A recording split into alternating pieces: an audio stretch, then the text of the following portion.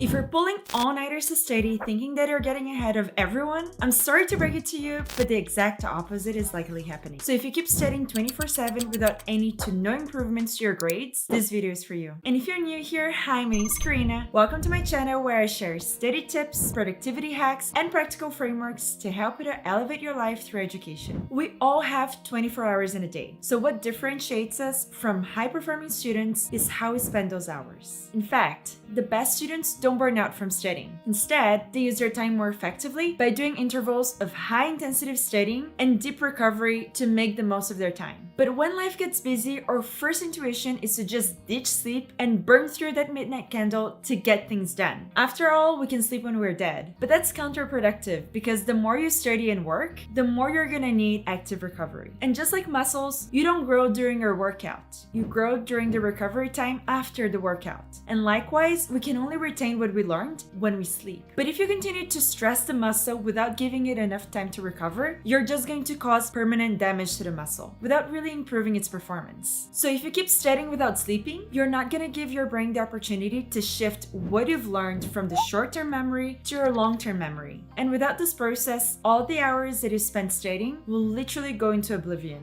So instead of burning the midnight candle studying, focus on being more effective in your time studying rather than outstudying everyone else. So you can study smarter and not harder and get better grades in a fraction of the time. Because it's not about how many hours you work, but how much you can accomplish in those hours. But that's easier said than done. And many of us tend to forget to give our brains a break, especially when they need it the most, because when we're overworked, we keep building up our allostatic load. And your allostatic load is essentially the accumulation of damage that your work created over time. Imagine that your body is like a car. Normally, a car runs smoothly when you drive it, but when you push it too hard and don't take care of it, it starts to wear down. But if you're always stressed, like having exams every week, dealing with family problems, and worrying about the future, it's like your body is constantly in high gear. And this constant stress is like driving your car fast without giving it a break. And over time, this causes wear and tear on your body, just like it would on a car without regular maintenance. And when your allostatic load is high, your body will create physical limitations to send you signals that you need to slow down, because your body needs to rest, which leaves you tired and unmotivated. So to perform at your best and get into flow, you're gonna need to clear your allostatic load regularly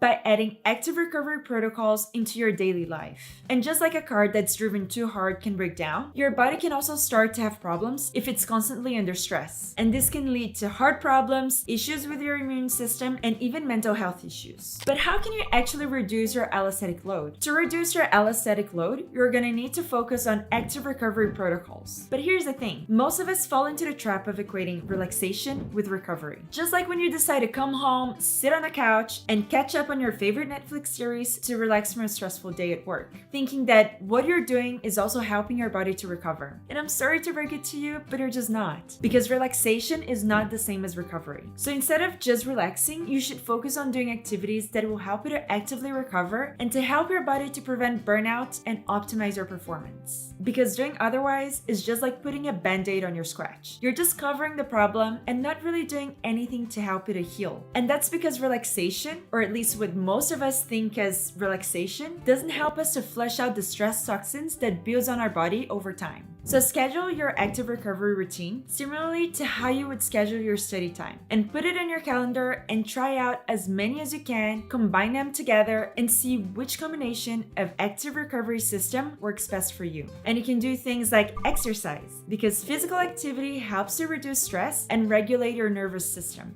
Sleep is super important, and getting enough sleep is crucial for your body to recover, because quality sleep helps our brain to consolidate new information. Meditation. So meditation is great for reducing the allostatic load on our body. But if you're anything like me, you probably struggle to sit still for more than 10 minutes straight. And that's because meditation is one of those things that it's simple but not easy. But don't give up just yet, because you can get better with practice. Or you can take a few minutes to just work on some breath work, like inhaling through your nose for 4 seconds, holding your breath for 7 seconds, and slowly exhaling completely through your mouth for 8 seconds to help to stimulate your body's relaxation response, decrease your heart rate, rate, lower your blood pressure, and enhance your cognitive function. Here are just some of the active recovery protocols that you can easily introduce in your daily routine, but there are also more advanced protocols like taking a walk in nature or getting cold or hot exposure like in saunas or in cold plunges. But those are a little bit more advanced and also more expensive. So try to see what works best for you. And I hope that incorporating these science-based strategies to reduce your allostatic load can help you to overcome your laziness and become more productive.